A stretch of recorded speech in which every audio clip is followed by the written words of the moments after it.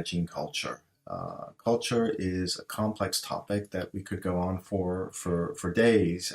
There are so many aspects to it. But we don't have days. We only have a few minutes this morning, so I thought it would be helpful just to give you some things to keep top of mind. Now, we all know that when we begin change, it produces uncertainty. There's no doubt about that. People worry about their jobs, their futures, they wonder what's going to happen to their roles, are they going to have to move, etc. All the things that keep people up at night. So of course, that's going to add an element of angst to any change process. And when you're managing a change process, it's important to keep this in mind.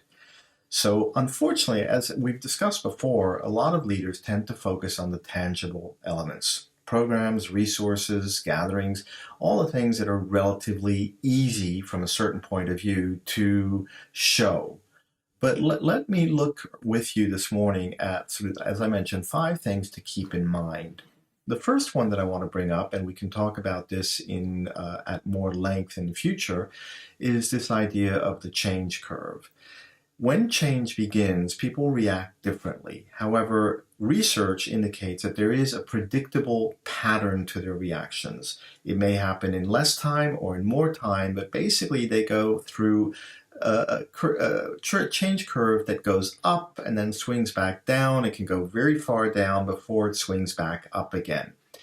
This is a little bit of an emotional roller coaster, but it is important to keep in mind because where someone finds themselves on this change curve is going to dictate how they react to what's happening.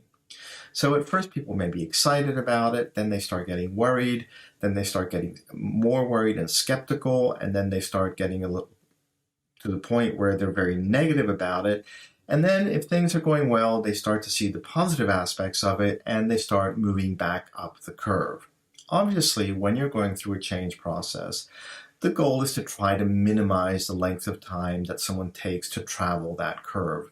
But that is going to be a function of you as a leader or manager proactively managing that change curve for your people.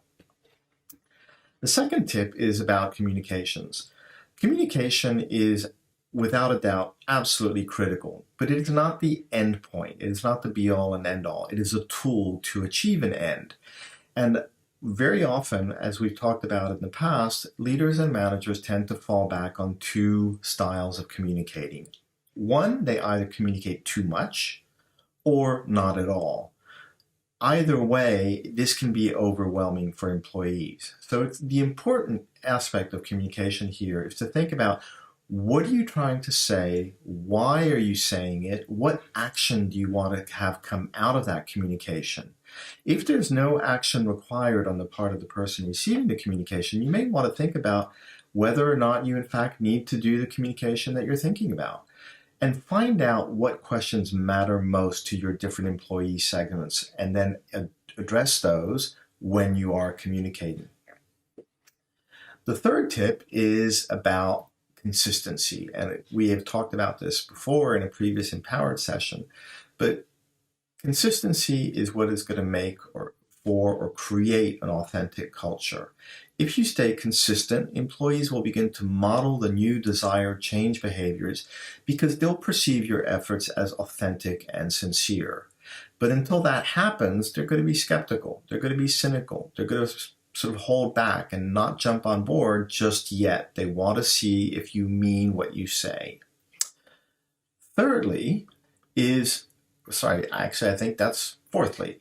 Put employees first. It's very easy to, in fact, most organizations tend to put the bottom line first or the customer first.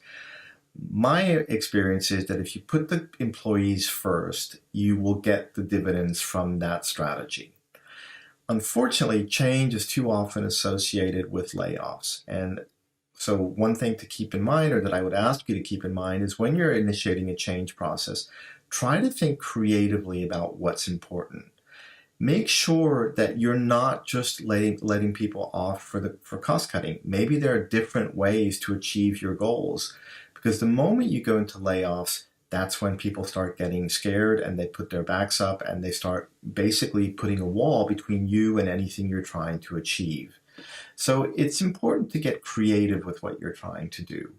And again, we understand that in the case of layoffs, for example, they're not always unavoidable, but they very often are.